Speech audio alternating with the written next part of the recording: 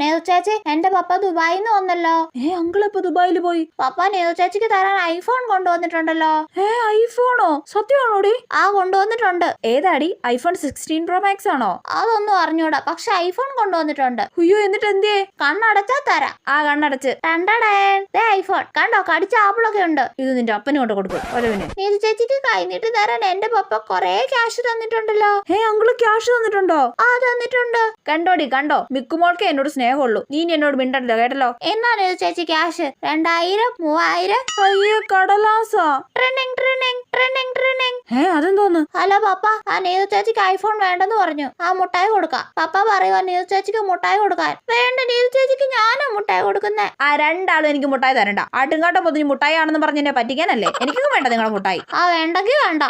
Original മുട്ടായി ആയിരുന്നോ? ഇങ്ങനെ രണ്ട് കുറിച്ചൊക്കെ പിള്ളേര്.